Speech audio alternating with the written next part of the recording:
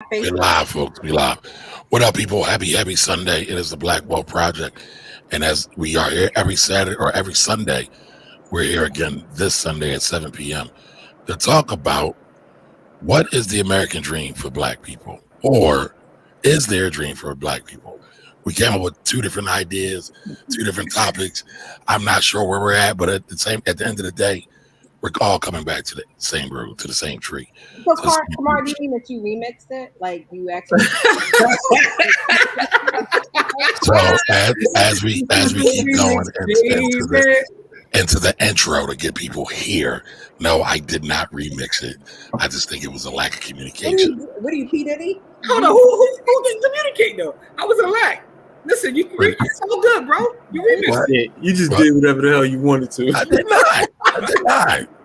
But listen, all right. So the question is, Jimmy, clarify the question. What is the question? No, listen. It all roads lead to the same place, beloved. So your question was, does the American dream apply to Black people?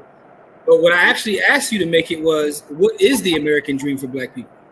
Because Those are actually two different questions. Yeah, because I think those are two different things. We can talk about it all. Okay, but probably so. You know what? I will take the ownership on that because my question kind of tells how I feel about it. So I guess I'm biased to the start, right? And I guess that's why I saw that. So again, we got two questions on the board. Is there an American dream for Black people? And if there is an American dream for Black people, what is it? What is it? All right, so we got one long question. All right, so I know our audience is smart, our family is smart, so I know they can follow along. But listen, good to see y'all today. Glad we're here, blessed that we're here. We got almost the whole team in the building today, so I'm happy and grateful and honored that we're all here to talk about this important topic. Because I think this is a topic that can kind of drive us to figure out what our strategy should be when we're thinking about it in the long run of things. Because I feel, just to kind of put the cat out the bag, there is no American dream for Black people.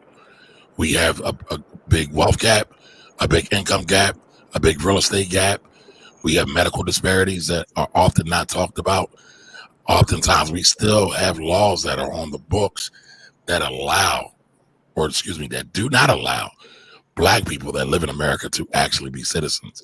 So if we're not citizens, how can we actually have an American dream? But to say the least, what's up, Dream Team? How are y'all today? Man, blessed and highly favored. Yeah, I'm here. That part, absolutely. I'm covetous of Jimmy's I'm definitely here.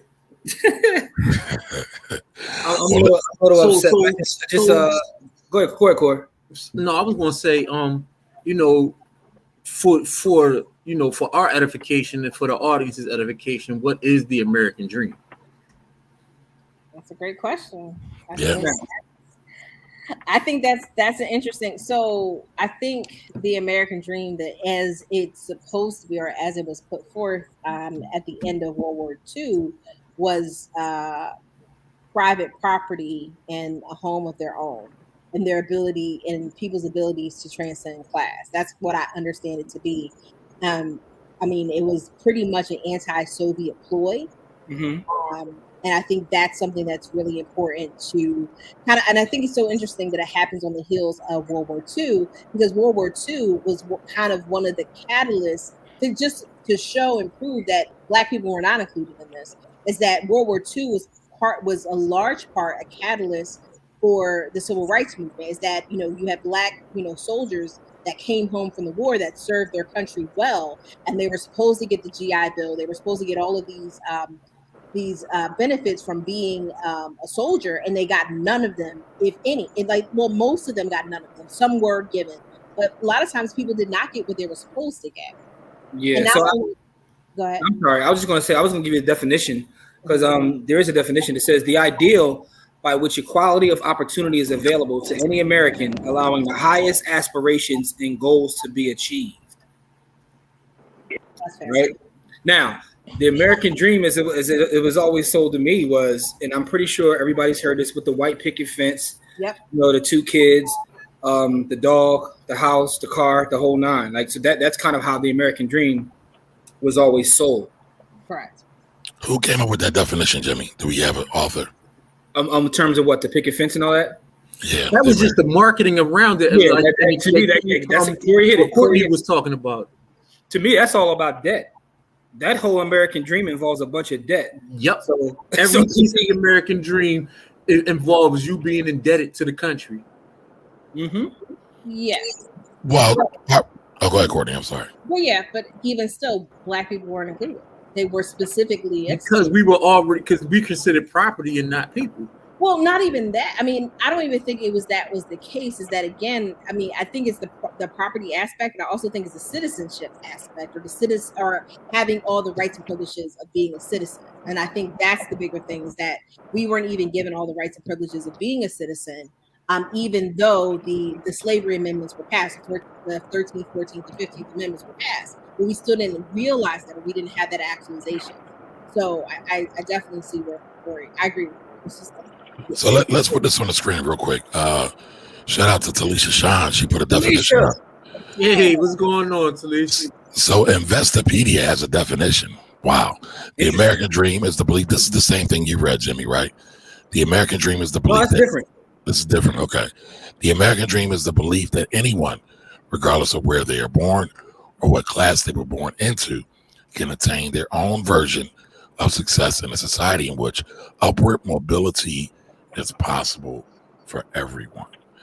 Well, I think that's a crock of baloney. But we all read the same book, right? We all read Cass, right? So and that that tells you. I was about to say the Honorable Isabel Wilkerson teaches us that that's not true. Yeah, she's definitely the honorable. She definitely gets the title of the honorable because absolutely. She definitely, because my thing is, like, we all already knew, but she crystallized a lot of the ideas that we talk about on this show. It was like she watched our show and was like, "Oh, they need some verification and some crystallization," and she just gave it to us. Like, real quick though, can I just shout out our sister Tracy, because she over there living the American dream with those guts in that car. They just look amazing. And I just want to point that out. Like she look. I mean, she over here shining with the earrings and the leather guts. Like, so she living the American dream right now. Listen, y'all been seeing the picture she been taking in that joint. She getting the perfect light angles. all that lighting. And I'm just gonna say for the record, those guts don't look like the guts that we saw last week. Hey, we gonna. That's on the low though. That's on the low though. What I will say is, she looks like she's on her way to somewhere that has a charcuterie board. So now, Jimmy, you gotta be nice. Don't get us in trouble. Yeah. Oh yeah. Oh, she did. She definitely said we gotta talk nice to her. If we don't talk nice, bad things gonna happen. I don't want no smoke. By the way, I want to give another shout out to Talisha, right? So y'all saw the post for the charcuterie board in the group today. She actually came through with a video and the correct pronunciation of charcuterie boards, added the French accent to it and everything. So shout out to her. Yeah, I'm I don't have no say so in the matter. No, not at all. But listen, I'm still trying to figure out what a garden party is, but I'm gonna let them be great because that's clearly above my cast. So shut up. Hold up. You can't say Tracy in a different cast than you.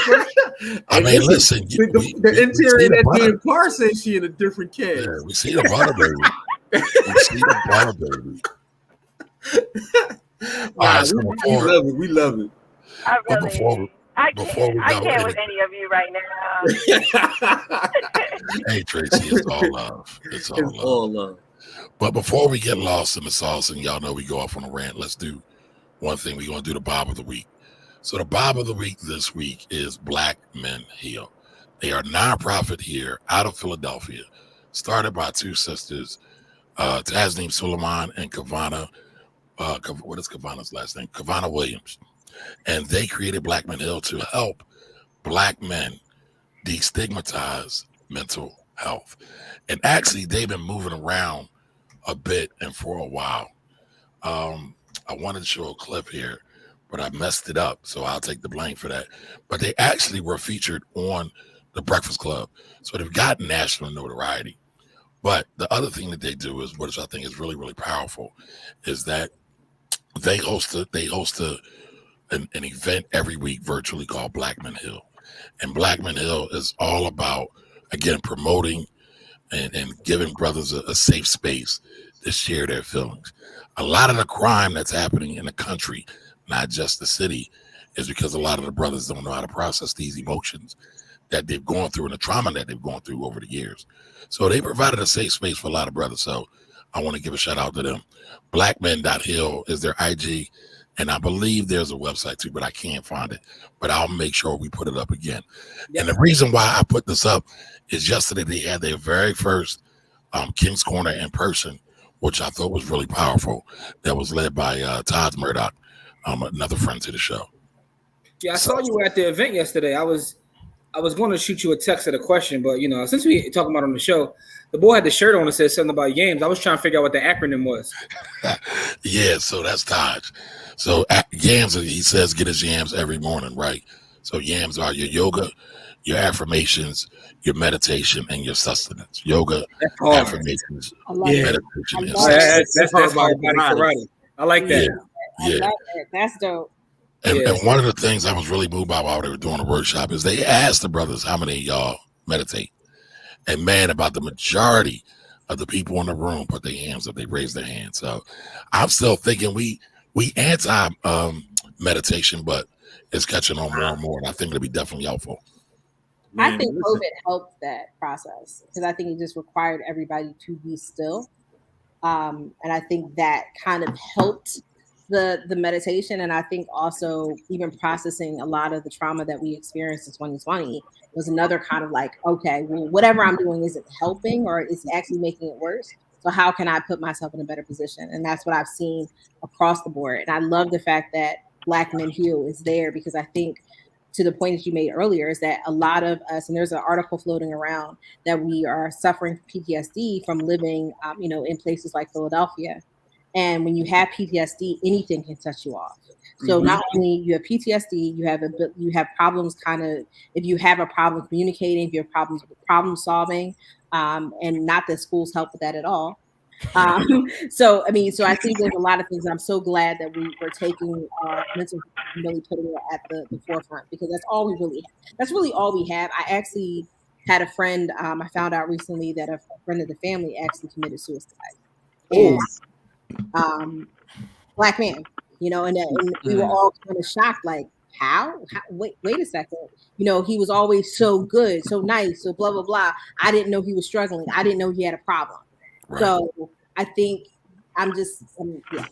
Yeah, it's tough. I meditate with Chelsea Jackson Roberts. Shout out to her. She's one of the Peloton instructors, and she got all the meditation assistant. But I think that's dope. It's dope what they do, man. Yeah. But I'll say this too, right? One of the things they do, right, because I'm gonna ask the community to help spread their name, is they give 8 free sessions of therapy sessions. They do it in different cohorts. They do 8 free sessions, right? So I'd be remiss if I didn't miss that. 8 free sessions. They've gotten sponsorship from some corporations and other businesses, but that is powerful.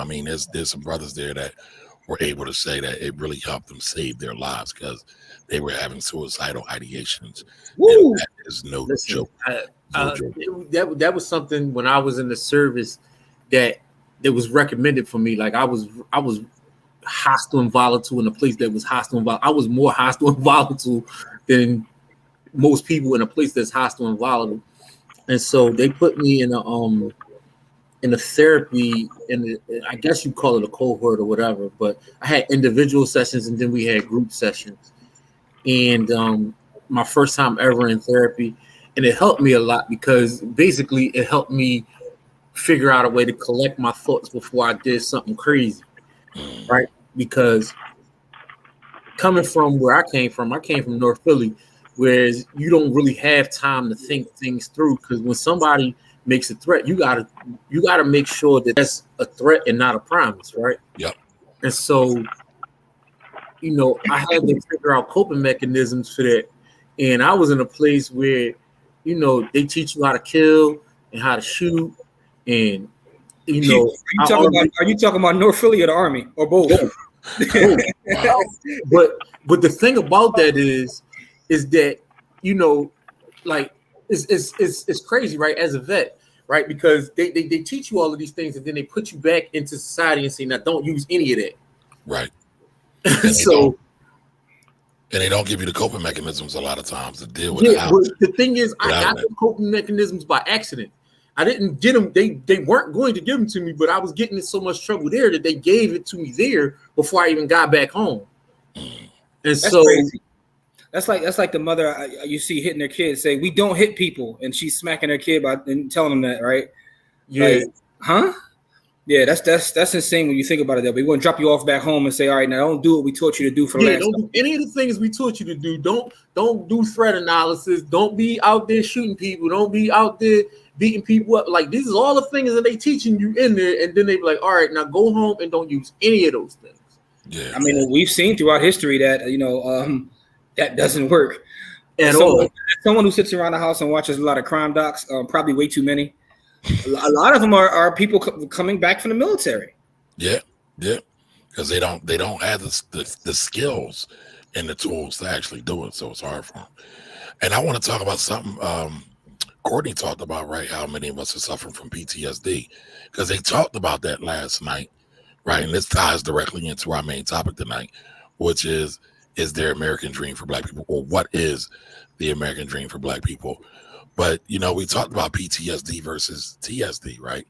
We all hear PTSD, which is post-traumatic stress disorder. Stress disorder, thank you. But post means it's over. So we've never gotten over it. So it's just TSD, right? And I think more of us have to really take that under advisement and think about it. That, again, a lot of us are walking around under traumatic stress disorder. It's still it's still PTSD, right? Because you still need a traumatic trigger. Right now, the traumatic trigger could come from anywhere, but it's still PTSD. But what's the post part of it, though? Because it's post the trauma that already happened. So the trauma is the thing that you're holding on to, and then the outside thing is the post thing. So it's post whatever trauma that already happened. So if you are, I got what you're saying now, Corey. But if you are continuously getting those traumas, it's still PTSD, correct? It's still PTSD because the trauma already happened. The trauma's there. Right. I got you. All right. Well, let's get into it, folks. So that's Black Men Hell. Do us a favor. Follow them on Instagram, Facebook, YouTube, and on their website. I believe they have one. Man, but look, I need a free session. I just finished watching Manifest. I need a free session. I need somebody to talk to about this show. We're going to have to talk because Courtney's heavy on it. I know. I couldn't really get into it because I thought it was something different. Man, but I guess I had to check it out. I gotta get free TV. I mean, I gotta get some less than costly TV. I don't know if that exists except for bootleg these days. Hey man, everything's expensive. I'm gonna tell you like this, man. I don't know the last time. Let me shut up. I see it all. All right. Let's check in with our folks. All right, so LaToya. Hey, LaToya, what's going on? Oh, did we get a new format or something? I was playing around. Kamar been showing off his production. Yeah. Oh, no, actually, I've been playing with the settings. There we go. Yeah, he's inspired by Kanye. You see, like the all black background. He got his little. Listen, I need the ski mask and everything. I was going to ask if you were pop up with the ski mask. Yeah, and I need to be able to rent a stadium for like a week. Hey, Rochelle, how you doing? Rochelle? Hi. Canby's in the building. How you can be? Hey, what's going on? Jose, how what's going on? All right, and before we get into this, y'all remember the question. It's two questions, right?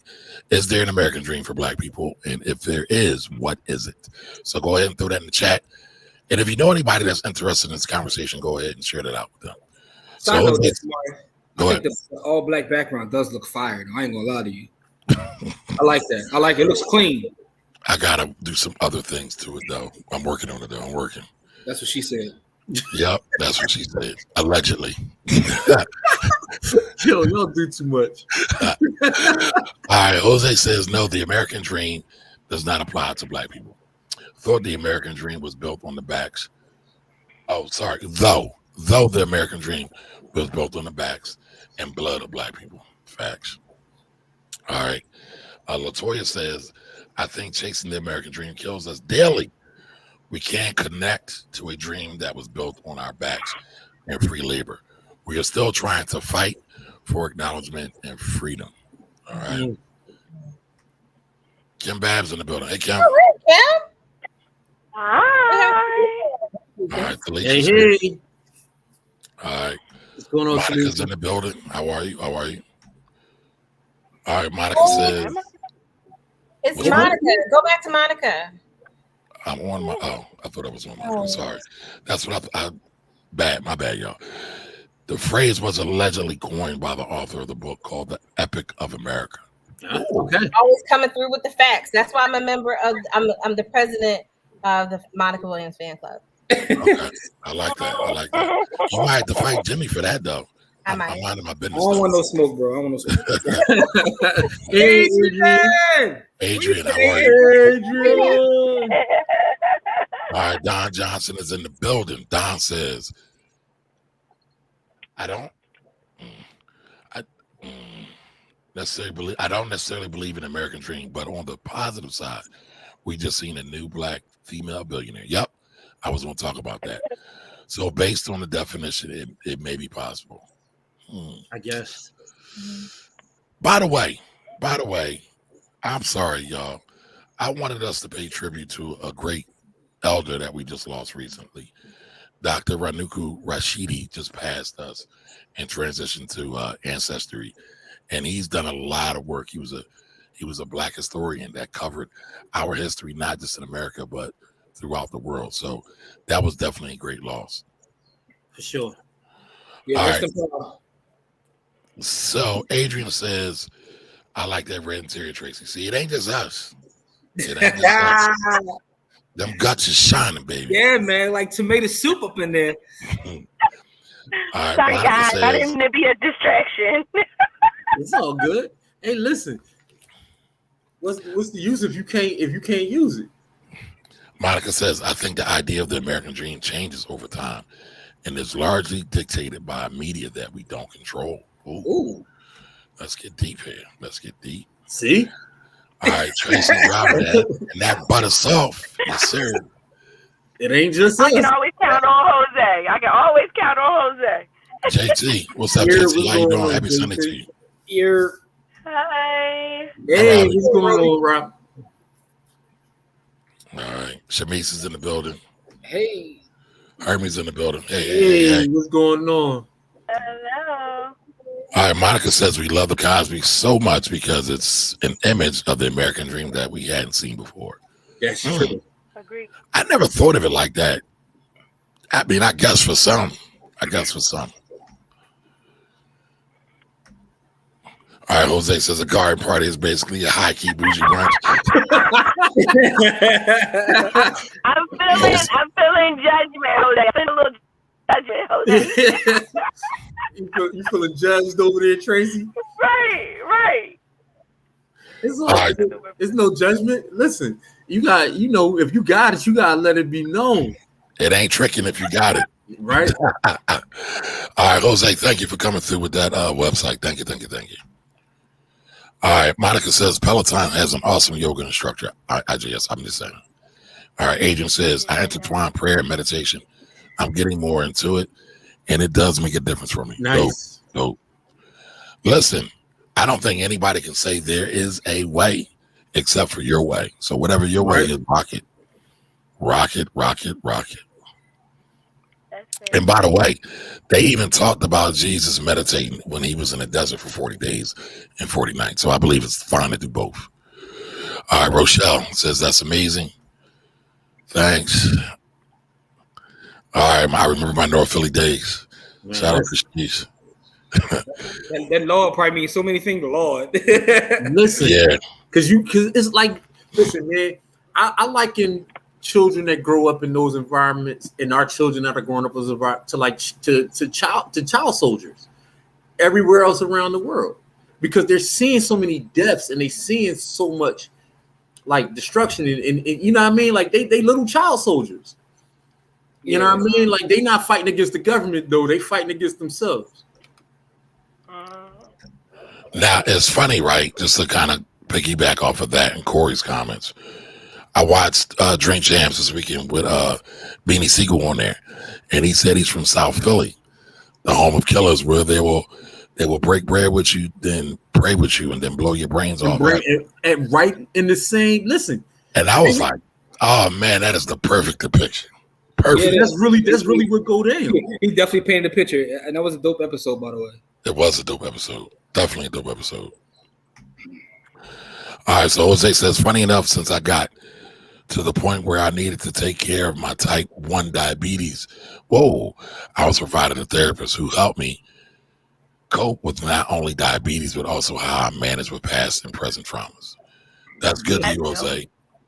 Yeah, because my thing is that affects his diabetes. So that's part of that's probably one of the things that they prescribed him as part of you know what I mean? Like you got to get a prescription. Yeah. Right. So type 1 diabetes is an autoimmune disease. So absolutely. Yeah.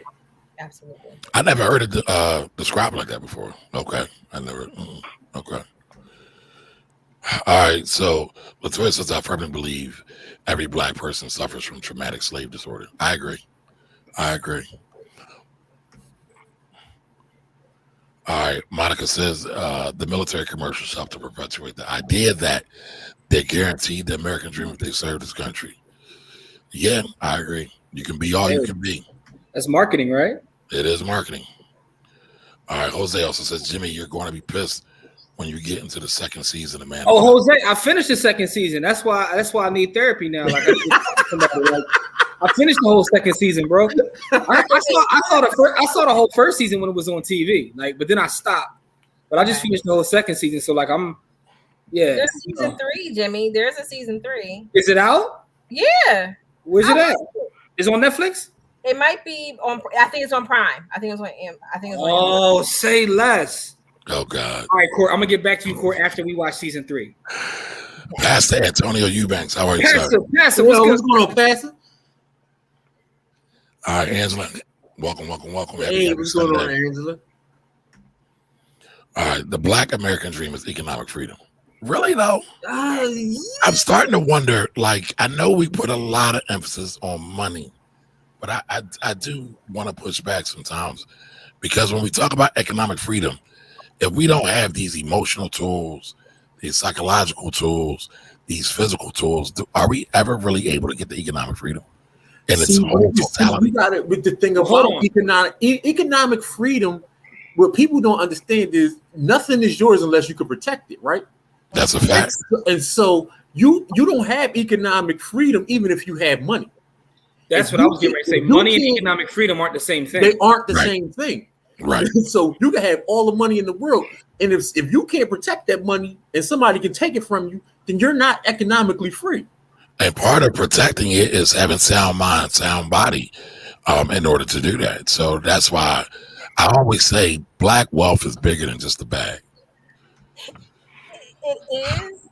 It is, but I think when you have money, you're able to deal with some of the other things. So, for example, cancer for some people, because they don't have any money or they don't have good health insurance, is a death sentence. For sure. And so on the other side is that it's not just because you have money and you have cancer doesn't mean you're going to survive it, but your odds of surviving a curable cancer is astronomically higher, because one, you have detection happens a lot earlier, which detection, like knowing, is half the battle. Right. Yeah, Joe. And there you go for some propaganda. But knowing is half the battle. And then on the other side is that, do you have the tools and the availability even in because cancer is an all-encompassing disease. So you have to have the ability to take time to rest. Yep. And if you don't have a job, that's the thing that kills I'm going to push back one hand, not two though, one hand, right? Here's the thing. A lot of the things that cause cancer is poor diet, poor health, poor rest, and a lot of that's due to us chasing the money. So don't go down that road, because you're starting to sound like what's the brother that just blamed the coach for having cancer? No. I said part of it. Right? Yeah, Not but all of it. sometimes No. kids don't Listen, understand, man. Like, come on, man. Like, no, hear me out. Before y'all cut me off, right? A lot of these things, if we don't go with the necessary programming, if we don't try to follow the Joneses and spend all our money on nonsense, and we just recognize the beauty of life, a lot of this stuff we'll miss. We'll miss a lot of it. what I know is cancer has no picks. Babies, all. animals, old people, like people that are completely healthy, have no diet, issues. Cancer has no picks at all. That's the one thing I know about cancer. That's Right. the only But thing I know about cancer. but when you go back and look at the correlation, when you look at the correlations of I cancer, understand what you're saying.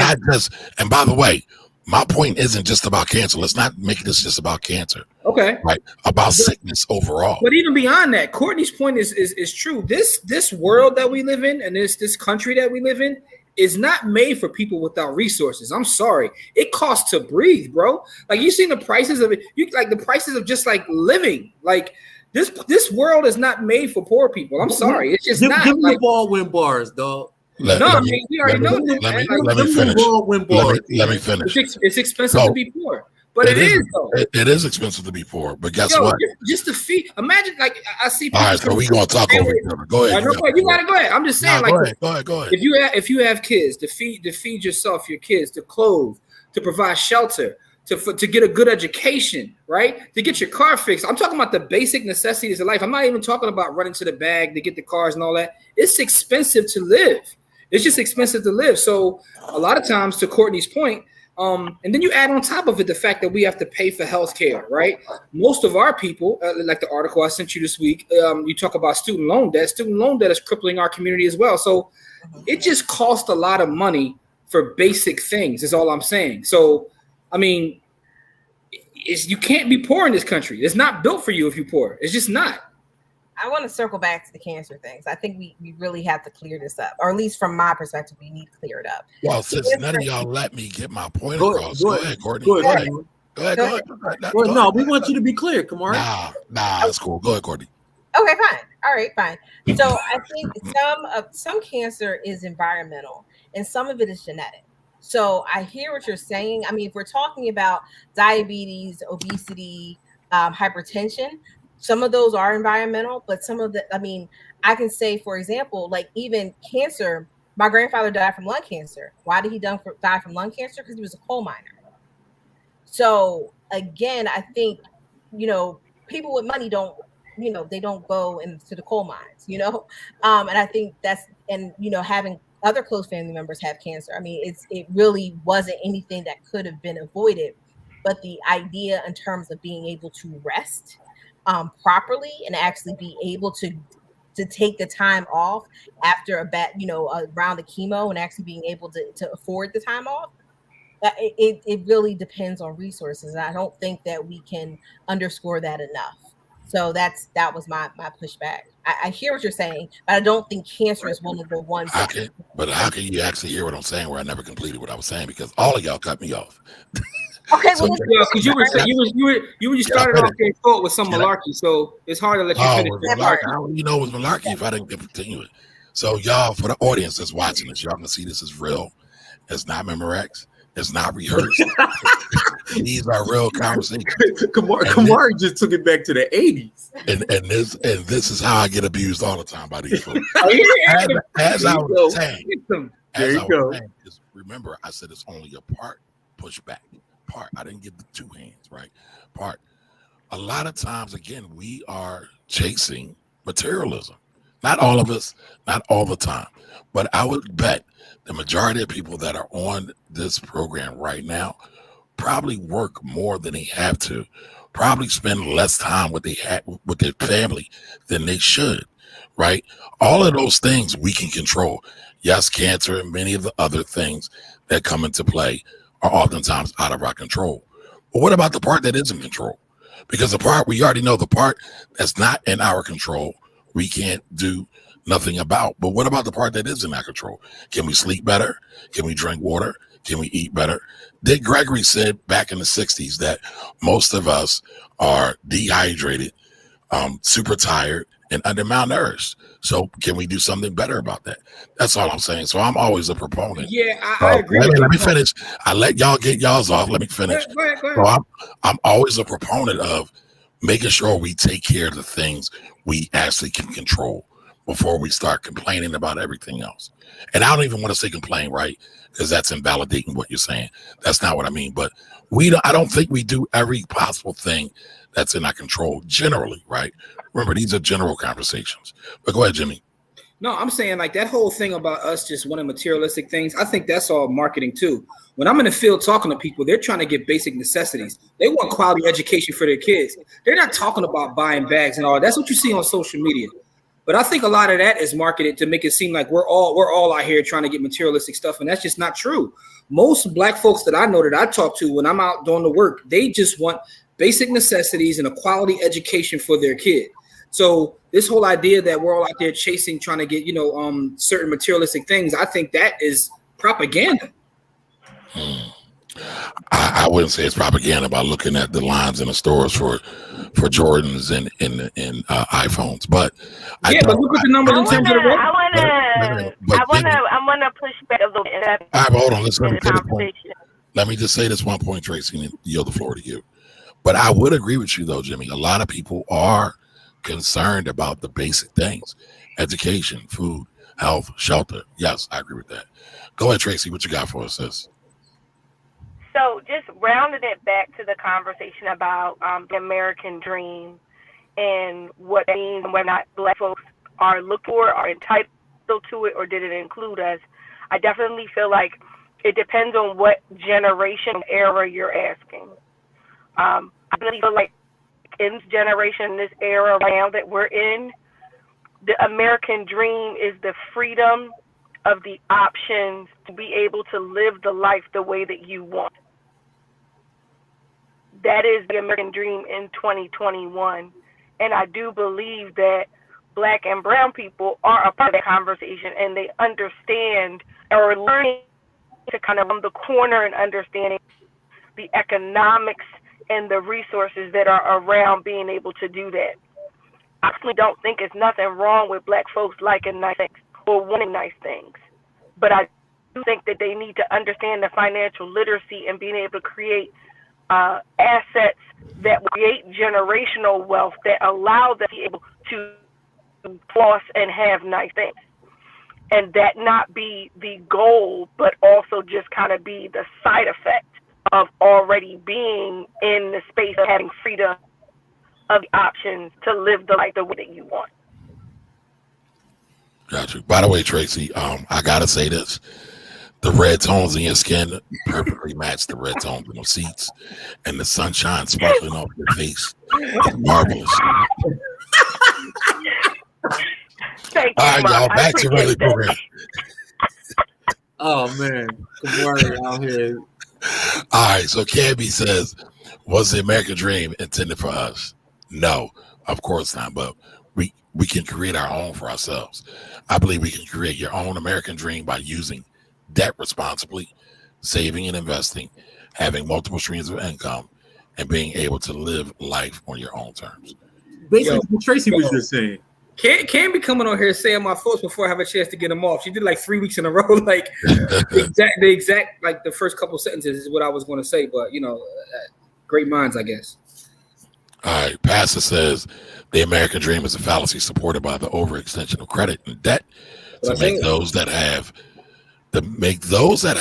not feel like they have. Make those that have not. Right. Okay. Thank you. I said that wrong. Let me repeat it again. Matter of fact, Jimmy, you read that. The American dream is a fallacy supported by the overextension of credit and debt to make those that have not feel like they have. It places people on the treadmill of liabilities while sacrificing their time. Ooh. Nobody should want it. Nobody should want it in that form. So, there's a great book called Own Your Time and Space, right? And that's really what it's talking about. The American dream, in our opinion, is owning your time. And to Courtney's point, most of us don't own our time, right? And that's why you need resources, because we just don't own our time or our space for that matter. By the way, I find it really interesting that y'all wrote a book called Own Your Own Time and Space, and I kind of bring up the fact of owning your own time and space, and y'all push back against that. Shout out to you. No, that's not what. That's No, not what we're doing no. at See, all. here you go. Here you go. Here you go. Kamari, Yo, he's a troublemaker, man. Kamari, he a line stepper, boy. Kamari a line stepper dude. Habitual. All right, so here we go. Monica says Rihanna's not American. She is American. Isn't Barbados in Americas? Or she's not from the United States of America. She's American, but she ain't from the United States of America. Yeah. But still, kudos to her. I patronize Savage X Fenty. She's got Savage X Fenty and like some other lingerie with Fenty as well, right? I think. Yeah, she got a lot going on, and she getting a big giant bag from it all. I just want to know that she kudos sells to her. umbrellas because that would be amazing to buy a Rihanna umbrella. Oh man! And Shout out to the song. I quit. All right. What's up, Thad? How you doing? What's going Thaddeus on? says, yes, the dream is real and has been obtained. Can we describe what the dream is, to be clear? Well, we had it a couple times in the chat. Talisha did it. Jimmy did it. Ooh, let's see if I can find it really, really quickly and go over it. Yeah, go to Talisha's. I forget what time it was. So there's Talisha's definition. Well, there's the definition from Investopedia that Talisha provided us. Thank you again, Talisha, which says the American dream is the belief that anyone, regardless of where they were born or what class they were born into, can attain their own version of success in a society in which upward mobility is possible for everyone. All right. So, is upward mobility possible for everyone? All right, so I want to talk about upward mobility, right, and why everybody else comes here to be a part of the American dream, right? And it's because we have a permanent underclass here, right? And so they can build their American dream on the backs of the permanent underclass, which are Black and brown people and our jail population, right? Those are a permanent underclass. And so when someone else comes here from any descent from anywhere, they always make sure to let people know that they're not Black Americans, right? Because they know the American dream doesn't really apply to us. And so they come here thinking they're better than us already once they get here, because they know that they have access to things that Black Americans who live here, who helped build this country, who created everything that this country stands for and is built on, don't have the same rights and privileges as the people that are newly coming into the country. And they all know it. That's why they try to get as far away from Blackness as they possibly can. So the American dream is not built for Black people, and they 100% know it. All right, so, okay. Hey, Romaine, how you doing? Hey, what's going on? Thank you for joining us. All right, Jose says, I love me a garden tea party, Tracy. So listen, I think it's clear, right? When we do our first cookout or whatever, Tracy got to set it up. It's going to be a garden picnic. Oh, wait a minute. What? You done switch scenes on us again? Huh? What we got going on? Guys, Oh, we traveling. I don't even want to tell you what I'm doing right now. You're going to clown me. Oh, she doing some high class stuff right now. Tracy I'm meeting people for dinner.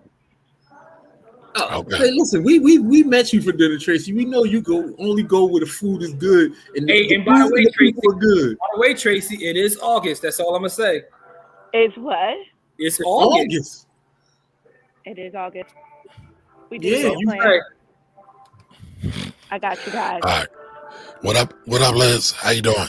Hey, Liz. Welcome. Liz, give us an answer to your question. Do you think there is an American dream for Black people? Liz is helping me. Where that book at, Liz? Where that book at, Liz? All right, so Adrian says, I think it depends on what an individual thinks is the American dream. I'm pretty sure my sharecropper family felt they gained the dream based on what they came from. Yeah. All right, Latoya says, meditation is hard. AF, it's hard to be that quiet. Adrian, I would just say take it one moment at a time. Try to meditate for 1 minute. Just be still. You ain't got to do nothing fancy. Just do it 1 minute at a time. And take it from there. Latoya also says, I didn't have the same. Who's got the music playing? Is that Sorry. you, Trey? Is that you? All right. Latoya says, I didn't have the same North Philly as a lot of y'all had. I had a community that looked out for each other. Now that mess is horrible, and I feel horrid for those trying to survive in it. I'm going to say this. I am a North Philly visitor, right? North Philly adjacent. I lived in North Philly for about 12 years, but I'm an uptown dude. And for those of y'all who are not from Philly, uptown is kind of where all the North Philly people migrated when they made a little bit more money. But then I kind of moved back down to North Philly with regular folks. I'm gonna say this: outside of my uptown block where my neighbors were, and I got treated the best in North Philly. I don't care what block I walked on, especially for the older folks. They all spoke to me.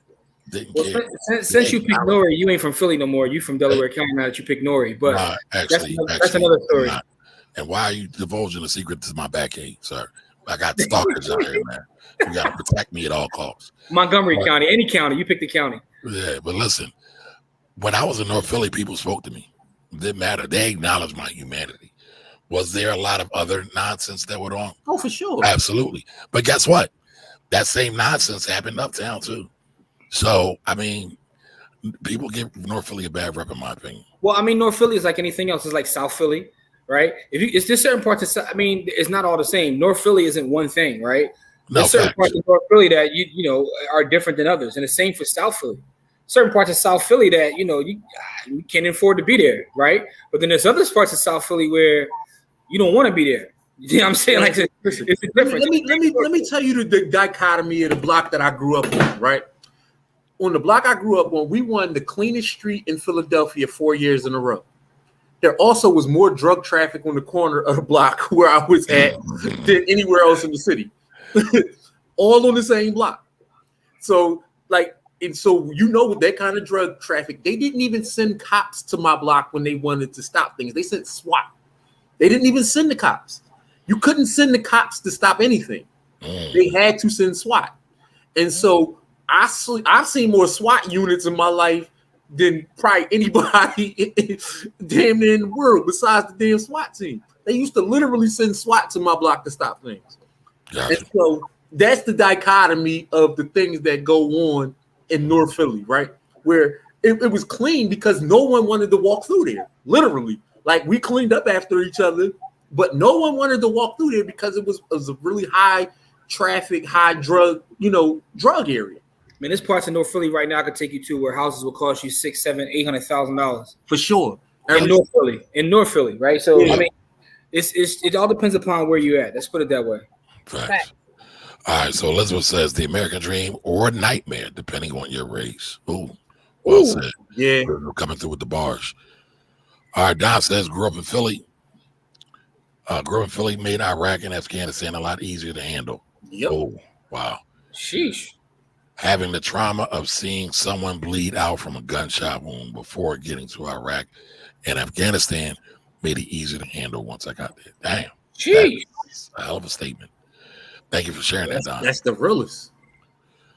All right. The Black American dream is away from male sapiens, at least for me. I ain't mad at that. All right. How we live should be, wait a minute, I'm sorry, y'all. How we live should be to extend our life. Okay. Yeah. All right. Talisha says stress is a leading factor to many diseases. Which is why we die early. Yes. Yep. Renting in a good area in Chicago starts at maybe $1,800 to $2,000 a month. I know that's cheap for some other cities, but that's not affordable for quite a few in the BC, in the Black community. Yeah. Yep. No, that comes down to resources. Yeah. They did a study and it said that there is the rental market in every city in the entire country. You can't afford to live in making minimum wage in this country at all. Yeah. Yes. This country's not made for poor people, yo. Yeah. Jose says when we collateralize future citizens for present expenditures, we rob them of any access to a so-called American dream. So yes, being poor in this country is tough, we have to keep in mind that the lower caste and keeping folks in the lower class is necessary for this country to continue to exist in its current form. Correct. Facts. Agreed. Facts. Woo. I hear what Kamari is saying. The U.S. has the highest cases of the worst diseases. Why? Thank you. I'm glad somebody hears me. But Hey, listen. it's a couple of different things. How many reasons you need? Like Go ahead. you have environmental racism. I mean, like you have it. You have environmental issues. You have stress. I mean, you have a lot of different things that just aren't a function of, just sleeping well. Because sometimes you can't sleep well, not because one, you can't get rest because your mind is on something else, but it's noisy as I was going to say another word out, but it's noisy outside that you can't get rest. There's always something going on. So I think there's a lot of different things that cause us to get to this place. And a lot of different things is that you can look at what the EPA, which is the Environmental Protection Agency, what they allow in the water. They allow certain levels of certain contaminants in water. They're like, oh, that level of whatever that is, that's okay. But this level, no, that's too high. So there's a couple of different carcinogens that are allowed to be in our drinking water at certain levels. At some level, And this is the part. And I don't want to get off on a tangent, but this is the same government that we gotta trust with everything else. And this is what I'm talking about. But this the same government that allows these levels of environmental racism in the towns and the cities that we live in. We gotta trust them with our health. And that's part of the American dream, right? The American dream is we supposed to feel safe and secure in our neighborhoods and safe and secure in being able to get the same healthcare and the same outcomes in healthcare. And we can't feel that because our government has proven over and over and over again that they don't give a fuck. They don't care. Well, I mean, listen, man. What I learned from you is people going people. The fact is, our government is ran by people, so people exactly. People go, but what I'm saying, when people have a track record in the history, you gotta believe it. Facts. Yeah, I mean, the environment is a political tool. It's a straight political tool, and we know that. So again, I think it's sickening. Honestly, I mean, literally and figuratively, it's sickening. I mean, you can look at like the Covanta plant in Chester. Man, listen. You don't gotta tell me. You don't gotta tell me, man. Go ahead, Corey. Latoya says, I think part of the American dream for us has to include the freedom to live your purpose and not chasing the standards of white people. Man. Yep. All right, now Kim says, leave Tracy alone now. Kim, I saw this. I had it all planned out. I was going to bring Tracy up. She's somewhere out eating off of charcuterie boards and drinking flavored drinks. But she left the chat so far. I'm not get on Tracy. She's just living her best life. Nah. I'm jealous. I'm jealous. There's no jealousy here. I'm happy. I want some charcuterie boards too with non-pork products though. Non-pork products. I don't know how that's gonna work there, Kamari. I'm not sure how that's gonna work. Then I guess it'll be a lot of us won't be eating it. Yeah, that's true. I mean, but that's how you guys have been rolling. So this is nothing new. You're not. I just want to get a pic next to it so I can hashtag charcuterie board. Yeah, how about that? Group pic, charcuterie board. I need some turkey bacon though. Elizabeth says, ain't she glowing? Go ahead, Tracy. See? Sure. I was tripping. I just was mentioning the fact she was glowing. She got that glow. Too much focus on the American dream. What is the dream for our family and legacy? Well, that's why we said. That's a good question, but if we're going to be living here, then that's still going to I think those things could be one and the same, though, right? Because just getting into the conversation about the American dream, I think that the American dream does exist, but it's up to us to interpret what that American dream is for us and our family, to his point. Because the way we've been sold American dream to past this point is all about marketing, right? It's all about debt, like I said earlier. But, it's almost like when people say this is your country. No, this is our country, right? So we have to define what these things mean to us. What does the American dream mean to us is what we want for our family and for our friends and for ourselves, right? So it's not what we've been told, but we have to define what, and that could be something for everybody. For me, it's own your time and space. I want to own my time and space. All right, so we know Adrian's want to get the book. Not if she put that in. Hey, Adrian, listen, it is listen, I've heard it compared to the Bible, the Quran, like things like that. Like, you know, I didn't say that, but that's what I heard. But you can go to onyourtimeandspace.com. Yeah, you can leave that second "own" out of there. It's "Own Your Time and Space." Yeah, onyourtimeandspace.com, or you can go right to buy the I Hood knew it. University. You knew what she meant, Corey. Stop it. Stop. Nah, because if she goes to that website, she's not going to get anything but someone else. Adrian's smart. She going to the right spot.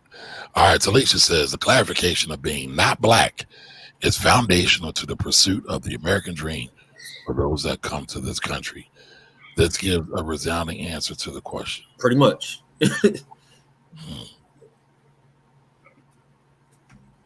But I think it's interesting that even the American dream, as it was posited, it wasn't about creating debt, because I mean, At all. it really wasn't. I mean, it wasn't saying that wasn't like, yeah, they gave you mortgages, but the mortgages, my grandparents had a mortgage for $8,000. Yo, listen, this country fought the Federal Reserve to the death because they were trying to stay out of debt. Like, they didn't want the debt. Right. And it was given to us. That's the game that was given to us. Listen, man, bankers have been running this country for a long time. A very long time. So this has all been in the plans, and if you don't believe it's in the plans, it's all documented, right? Just read The Creature from Jekyll Island. Okay. Is that going on our book list?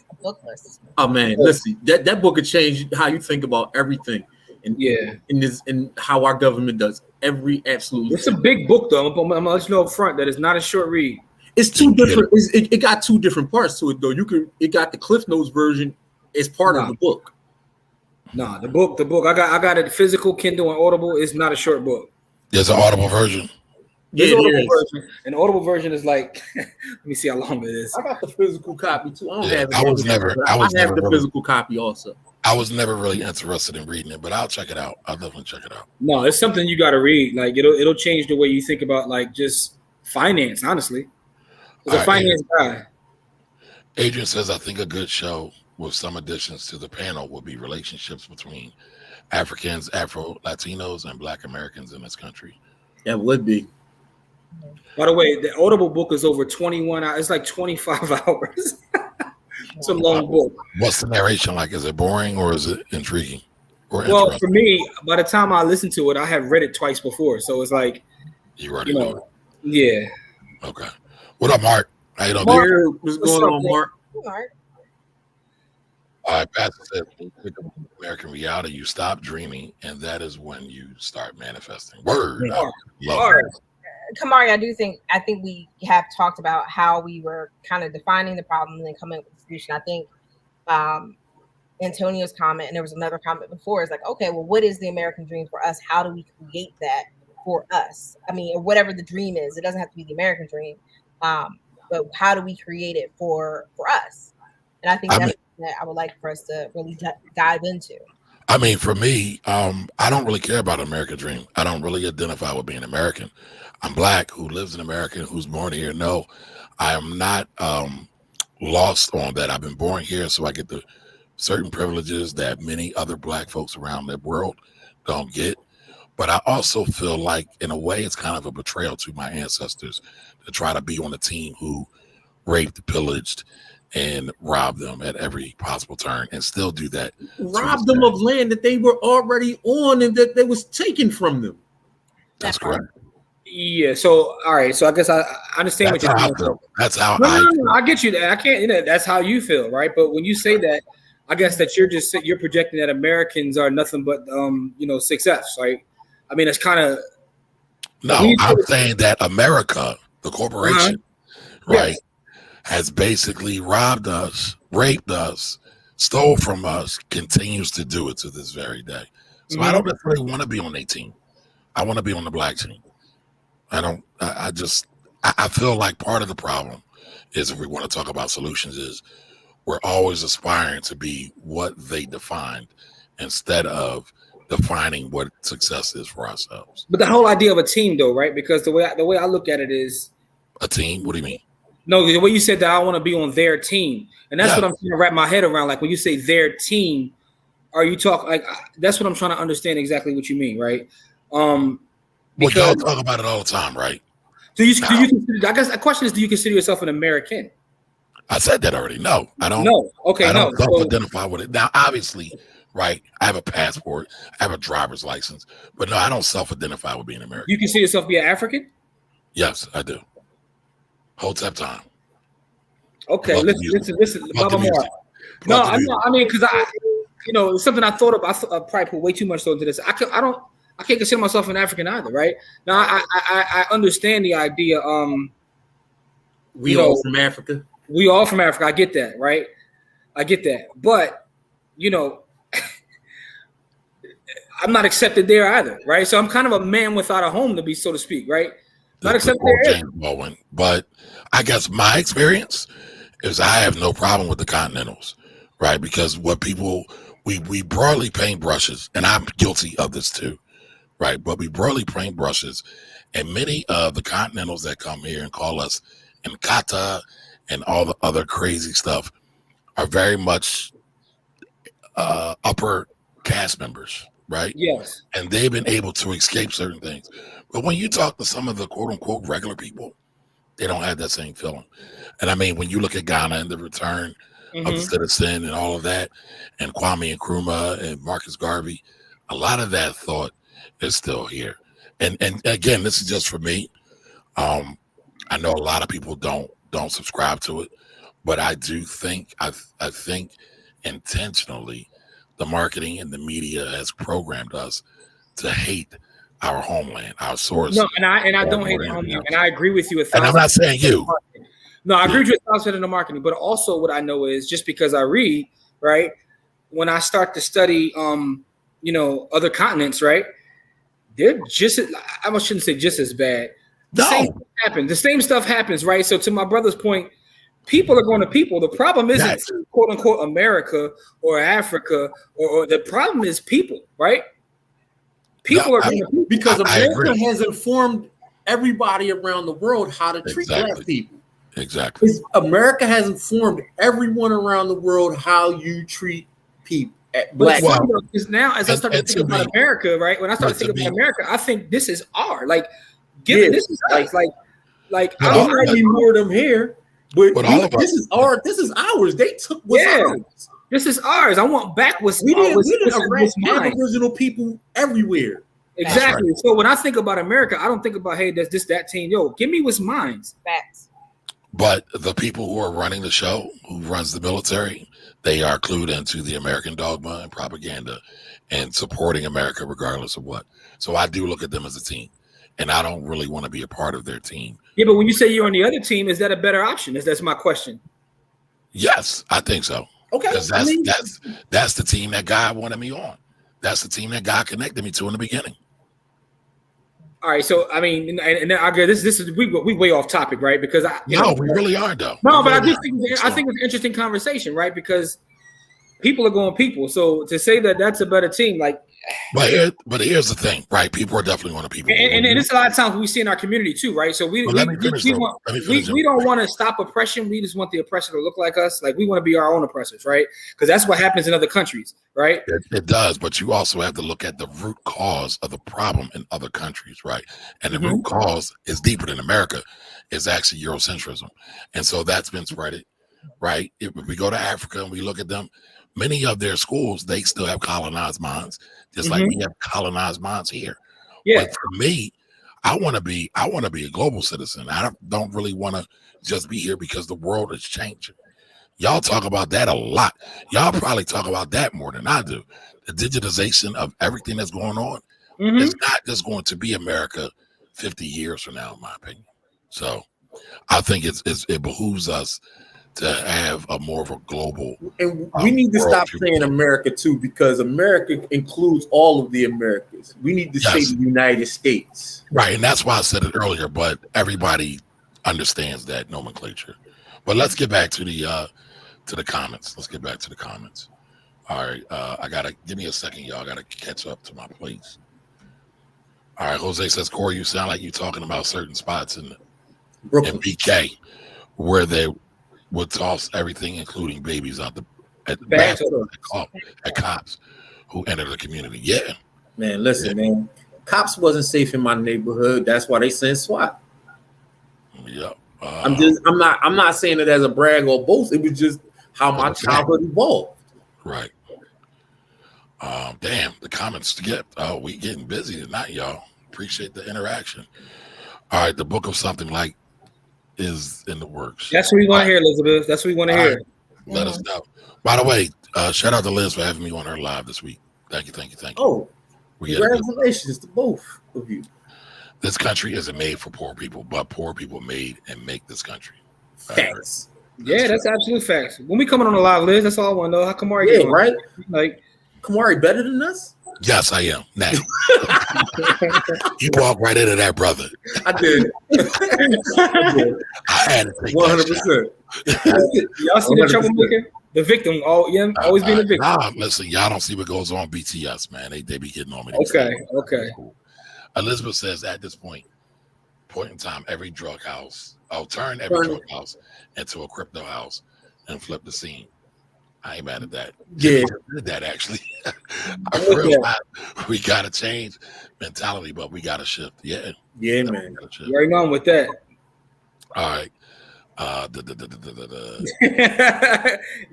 Go ahead and slightly cuss.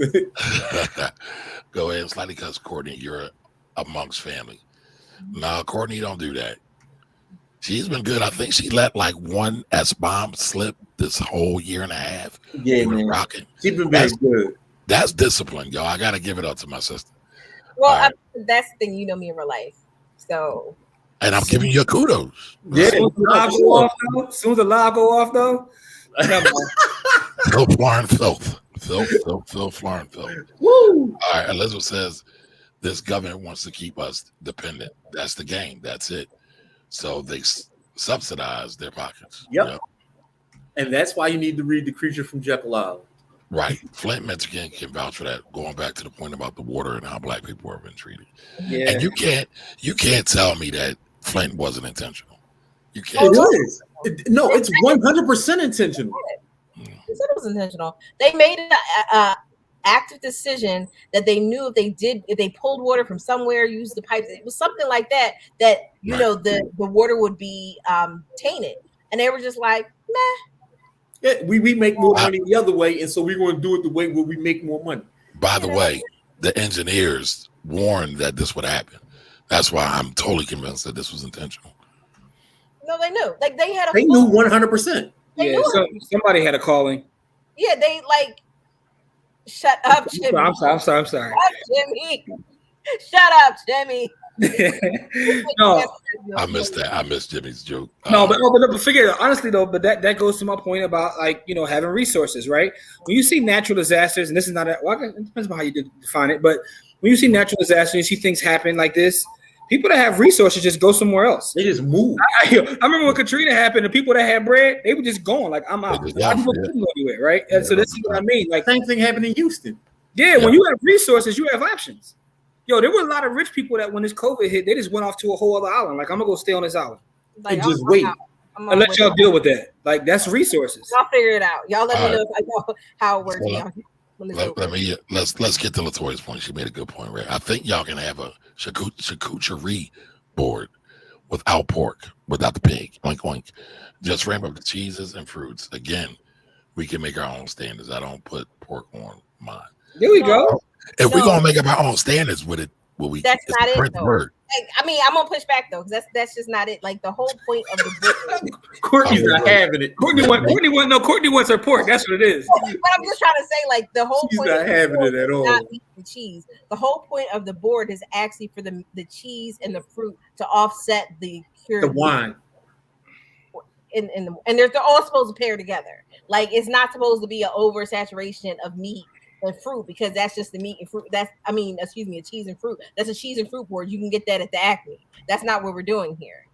Okay. You can get turkey bacon and like get some egg hips like turkey. No, man. You can get beef pepperoni or turkey pepperoni. Turn out. There's no bacon on a shark. What? You said. I don't know what's on the shark. That's not bacon. That's bacon. It's thin bacon. Can we replace whatever it is with bacon? I'm really going to start cussing. It's not. Wow. All right. Wow, we really cussing over. We can remix it though. We can do Kamari the king of the remixes. We can remix it. You can remix Y'all hear it. that slander? I can put some turkey chops on there. Oh, I love turkey chops. I love turkey chops. All right, so Adrian said, red leather interior, charcuterie boards, and probably some good wine. Enjoy, Tracy. Yep. That's what Yeah, Tracy sure. Enjoy. All right, Jose says, shit, the creature from the Jekyll Island will show you how distorted our image of American Dream is. In Yeah, fact, it will. well, I can't say facts because I haven't actually read the book. Mhm. But Elizabeth says, put that book title in the comments, please. Yeah, somebody did. Yeah, it's in there. All right, cool. All right. There it is for those who listen on the replay.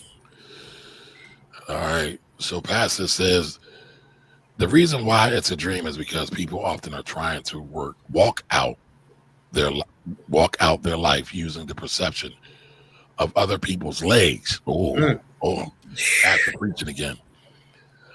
This is sleepwalking, which indicates dreaming. Ooh, sleepwalking. Ew. Yo, this is why Pastor's on the team. He bring the high heat every single time, man. Like when somebody understands life as well as he does, that's somebody you need to be able to talk to on a regular basis. Facts. All right. Adrian says the American dream to me right now is getting debt free, investing in multiple streams of income, looking into a tiny home on a plot of land that I own, and retiring well. There you All go. right. Just not define your own American dream. Right. Well, how about this? Just define your own dream, right? Right. Mhm. And I think that's what I was trying to get at. Is like defining our own dream, whatever it's. But I think Pastor just said it. He's like, so many people are kind of trying to live out what they think somebody else's dream should be, or what it's. And it's sad. Is like, I think one of the biggest things is that having the freedom to decide on what's important to you. But I think so many times is that, we are people. We're a fish trying to climb a tree. Right. Ooh, dang. Let's call what you just described is called Instagram. Yeah. All right. Elizabeth says, I got you an Afro-Caribbean perspective if you would like, because there are some very stark difference in identity politics. For sure. Yeah, I'm not aloof to that. I'm not ignoring that. There definitely is. Shoot, we have that here in America, though, right? I mean, I tell folks all the time, we just kind of talked about it, right? Depending upon what section of the city you're in or what neighborhood or what city you're in, you might not be wanted there, black or white, especially white, though. So I consider myself a black wanderer. I like that. Basically, a man with no history and a blank future. But I think we do have future, though. We do have Well, we history. definitely have history. I mean, we have history, and I think it's so important for us. I mean, I think we talked about this. I went digging in my family history, and I did miss my family reunion. It's our 68th family reunion. We've been having these joints for a minute. And I think we all have our history, but I think it's really important that we actually clarify our history for ourselves, because a lot of times is that we'll be told something. There's a lot of lies and deceptions in our histories. Exactly. There's a lot of things that people won't tell you, or they'll tell you half truths and half stories. Man, listen, my pop told me some stuff about my family history. I was like, oh, really? Oh, that's how we got it in. Like, I had no idea. My mom was the one who put me on to my family being, part of a bigger part of Philadelphia history than I knew. I won't say about how, but we were a very much bigger part of the city's history than I knew. And I didn't know. And then it was verified by a few of my other cousins. And my older cousins, people that you call aunt and uncle as you're growing up, even though they're your cousins. And I was like, damn, like I had no idea. Facts. Yeah. Listen, I mean, people are just giving you their perspective, Corey. They're not trying to lie, man. In fact, How to kick it. What Friedrich Nietzsche say? There are no facts, only interpretations. Well, Friedrich Nietzsche and Kamari said that. If you got three kids over here that nobody else knew about except for one other cousin, and those people are family, I don't know what other interpretation you can use for that. Like, Listen, I got a joke. I got a joke at all the family reunions, not family reunions, but all the funerals. I say we have a new cousin every time somebody dies because they know about all the family. Listen. Extra Monica will tell you in the chat. We start going down, on the ancestry thing, and we went to a family cookout. We was talking about some of the stuff. We were told to cut it out, stop looking, because some of the facts we were finding weren't too pleasing to our elders. That part, I had that happen. I really did. I think we talked about it a couple weeks ago. Like, we had a group in Virginia that I'm not sure they were either white, like white, or they were passive. And because in the census, it actually has like a box for, like, they at the time of this census being done, like, they didn't even like name Black people or something. There was something weird going on, and so their section, if you didn't have something in the section, it meant that you were white. And so there wasn't anything in the section. It was all of them. And I was looking like something's wrong, because a couple of censuses later, a group that kind of came from that group, they were listed as Black. And I was like, well, what's going on here? And I was very confused. And I asked the question and somebody like cussed at me. And I was like, well, first of all, watch your mouth. I'm just asking a question. But again, like, it was a lot of, and I think I was offended because I was like, either y'all were white or you were passing, and both of them are offensive. I mean, that we're not being honest. They told you leave that alone. That's in the past. That's what they told you, right? Yeah. Stop bringing up old shit, Courtney. We found out people was marrying 13-year-olds, all kinds of dirt. I believe that was wrong. Yeah, that happens a lot. Elizabeth says you can go to Ghana and have a warm welcome. Yes, you can. I know some people who have what do they call it, repatriated back to Ghana. So, that is a fact. I consider myself, y'all. I consider myself an American without the rose-colored glasses. All right, that's dope. Facts. We will be one. We will be one of my. Okay. We'll be one of our first stops on the African continent. Ghana. I mean, I think it should be. I think we should all go home at some point. Damn it. Jack just jumped on me, y'all. Forgive me. Give me a second.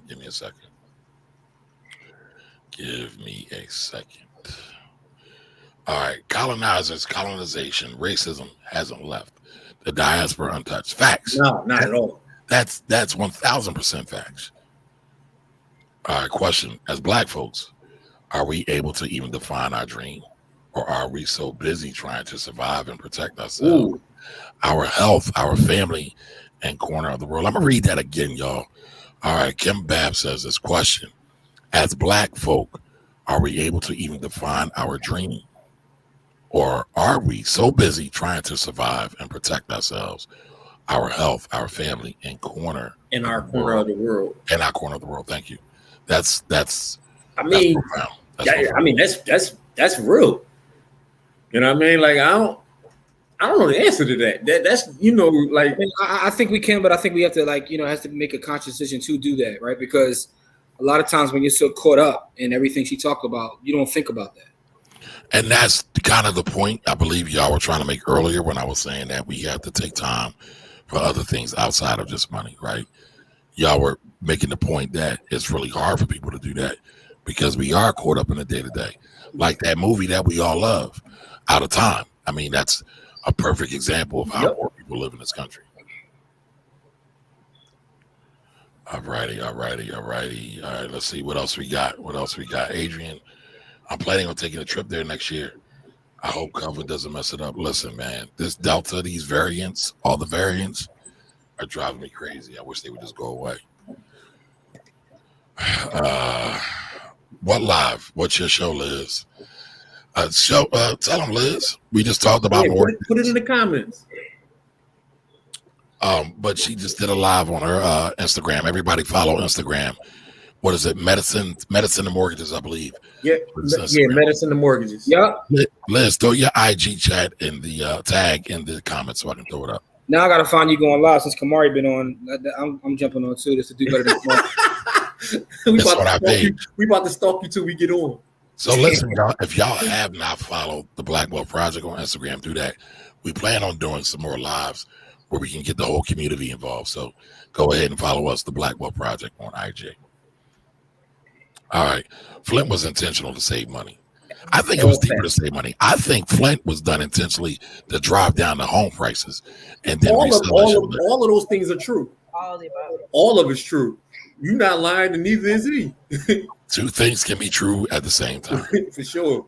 All right, Flint, the levy, the levees. You know what? I just saw somebody talk about the levees in New Orleans and how they heard explosions at the levees, and that's where they started the floods. Oh yeah, that's exactly what happened. They had to release the pressure, and so they released the pressure in the Ninth Ward. All the levees were pretty much in the same condition, but the thing is that they said this is it's basically a bowl, and they're like, we're going to have to release this, or else it's going to flow over everything.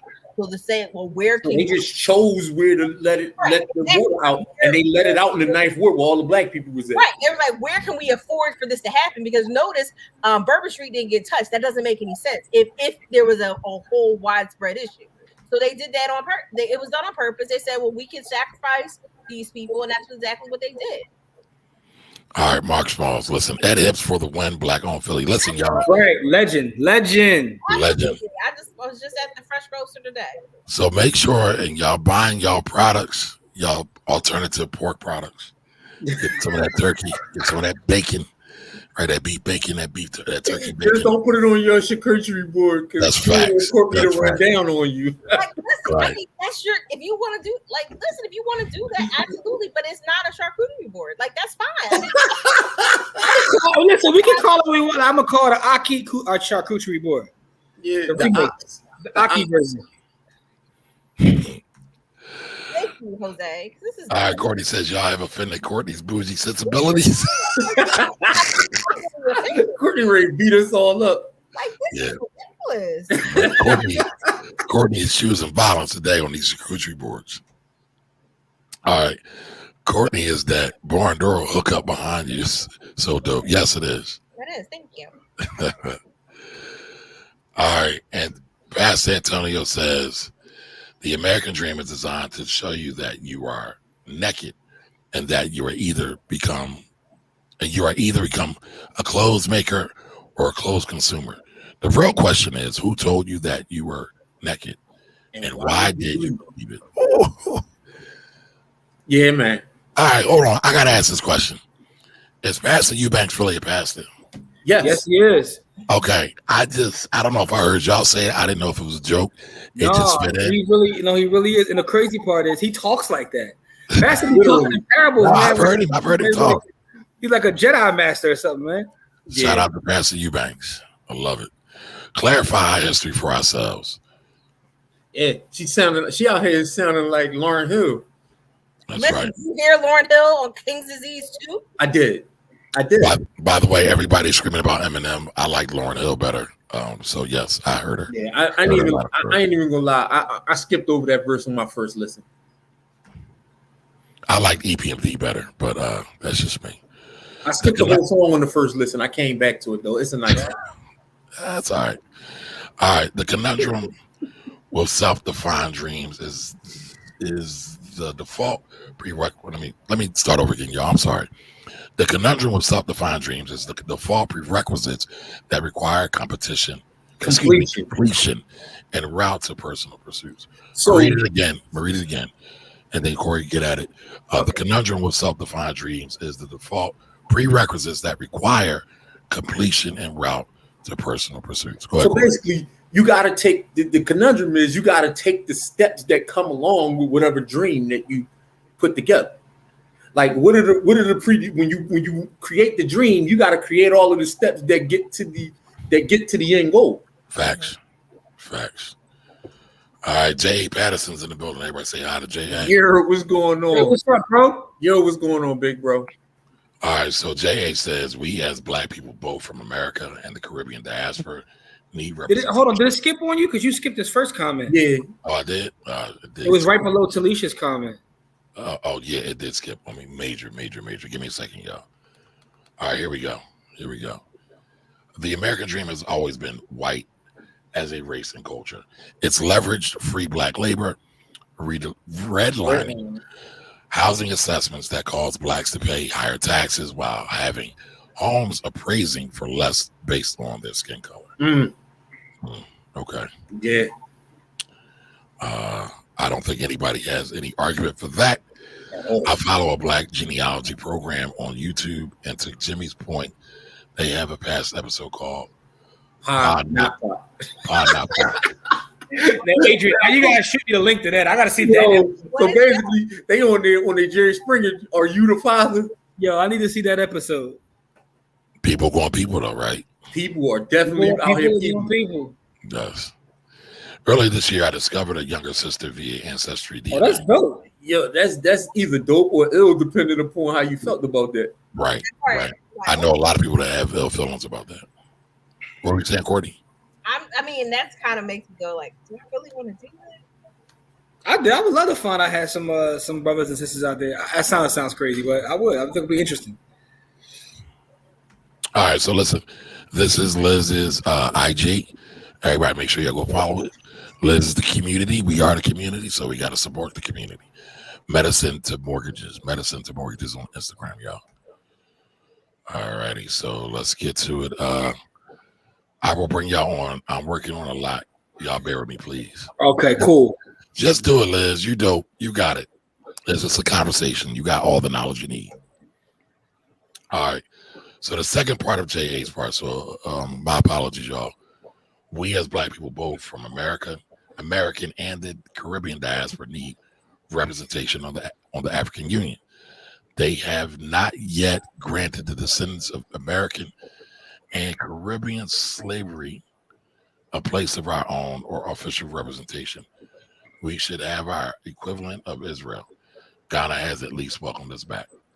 There's a couple countries that actually have welcomed us back, but Ghana is definitely the forefront of that. Ghana.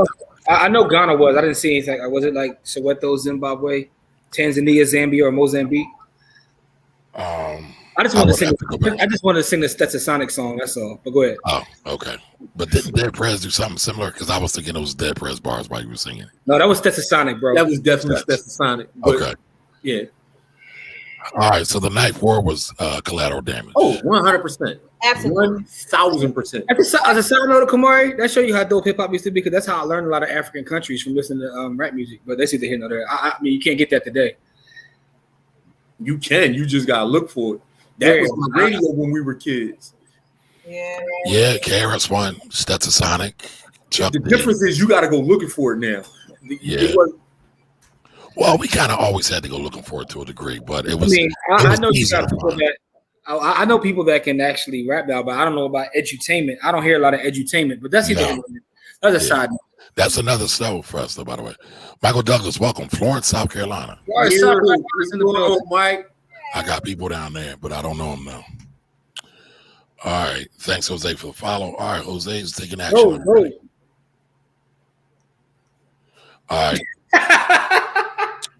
All right, Pastor Eubanks says nothing wrong at all wanting to climb the ladder of success. Just make sure the ladder is placed against the building you want to climb. Oh, that's facts, man. Pastor Eubanks, you got a book. I mean, you dropping heavy bars, brother. He has a literal church. Go to his church. I want the book. Ain't he like down south somewhere? Nah, it's online now. Oh, it's online? All right. Yeah, we in the COVID world. Everything online now, man. All right. Come through with those gems, Jose says. Yeah, man. All right, Michael says they call it the American dream because you have to be asleep to believe in it. R.I.P. George. Listen, Carlin. Man, he's one of the George only Carlin, one of my favorites. Legend. I got a lot of flack because being a 6F gentleman, I just thought he was brilliant. Yeah, he's in my top 5 favorite comedians of all time, and that's saying a lot. Yeah, if Corey can do it, that says a lot. If Corey put him in, that says a whole lot. And it's funny, I don't really consider George Carlin a 6F, even though he is. I consider him a human, because he didn't try to do all the white shenanigans that a lot of them like to do. Yeah, I don't give him no passes, but I give him a pass. I was waiting for that. No, ho. Everybody can't be invited to the cookout. We just talked about that. Listen, I'm cool with humans. I didn't agree with that last week. I didn't say nothing on it. Oh, okay. I see you got political connections trying to protect. I get it. Who, me? No. That's just how I see the world. 80s, 90s, hip hop was the best. Pure uncut. Chefs. What you saying, Courtney? I said, pow, pow, pew, pew. That's pew, pew, pew, pew. You think Kamari said, listen, Kamari said, kumbaya, that's how he sees the world. We're all human. No, I ain't say that. I did not say that. We're gonna hold hands and sing the Coca-Cola song together. Don't put that bullshit on me. We Only gonna put that remake bullshit on me. Kamari had the last verse on We Are the World. Yeah. He said we Y'all gonna see remake this the Coca-Cola abuse? commercial. All hold hands 1,000 times worse. and sing kumbaya. See how we've been trying that for years. Where that's got us. Yeah. Hey, it's complex. It's complex, and I'll be the first one to tell you that a lot of abolitionists was racist as fuck. So I'm not lost on that. I am not lost on that. All right. So anybody else have any other comments, cares, concerns about does the American dream exist? I think the one thing we probably could all agree on is that we need to all define it for ourselves. Would you all agree? I agree. Whatever, if it's the American dream, if it's the Courtney dream, the Jimmy dream, the Corey dream, we know Tracy and Courtney's dream is to have a lifetime subscription to charcuterieboards.com. But that's if that's what they want to do, that's their right. That's their God-given right. So I applaud that and I support that. And no random beef slabs on our board. Oh man. Listen, we'll just have all right, I don't want to be too serious. Yeah. See, So, you was I somewhere. didn't choose violence. So we'll have a Jimmy, Corey, and Kamari charcuterie board or a Keebalon board No, or just a whatever Keebalon you're board. gonna call it, it's just Right? not. And then you and Tracy can have your own board, right? Listen, I don't care what you call. You can have a meat board. You can have whatever you want on it, but it's not a charcuterie board. Like, stop it. Like, Ooh, she told you. Why can't it be a charcuterie board? because Yo, it's not. we can create our own. As a matter of fact, there might be a little avoiding the market for that. I'm about to set up an IG for it. Like, you know what I'm saying? So wait a minute. My nerves. So if it doesn't have pork on it, it's not charcuterie. Is that what you're saying? No, I mean, my point is that you're like, oh, we're just gonna put random slabs of beef on it and shit. Like, no. There we go. We got a whole new business, the John boards. That's right. We putting all his products and the finest of cheeses on there. But Courtney, that's not what I said, by the way. Like y'all mischaracterized. What I said was we will have a board for me, Jimmy, and Corey. And Tracy and Courtney can have their own board. What's wrong with that? No, she's saying if it's not pork, it's not chocolate. So we about to have a John board, a whole new business, right. the John Yeah, board. Oh man. I'm so tired of y'all today. You see our products at the johnboard.com. Y'all gonna be offering wild turkey and Ripple and shit. Like, stop. Hey, Oh, she cussed. Did y'all hear it? We got it. Congrats to Courtney for being herself. Thank you, Lord. Thank you, Lord. Whatever. And Jose said cured and dried meats go on the board, not ribs or bacon. Thank you. oh, But can't we cure? hey, Can't we listen, cure beef ribs? Jose got je ne sais quoi. He got class. Listen, we doing our own thing though. We revolutionary over here, so we making our own board, the John board. Now listen, Elizabeth. Listen, Liz. And we're gonna make a vegan John board for Elizabeth too. You know what I'm Exactly. saying? Yep. Exactly. All right, y'all. So listen, I appreciate you all being here. As we close out the night, everybody keep our sister Tracy in prayer. I just garbled that. Keep our sister Tracy in Right, prayer. bro? Because I'm tired. Because she's out there traveling the streets and you know it's wild out here. Yeah, So listen, sure. y'all. We appreciate you all being here. Always humble that you're here. We'll be back next Sunday. By the way, real quick, throw in the chat what topics you would like to see us cover. Yeah. What topics would you like to see us cover? Throw that in the chat as we close out for the night. And we'll see y'all next week, 7 o'clock. Later, y'all. Shout out to Pastor.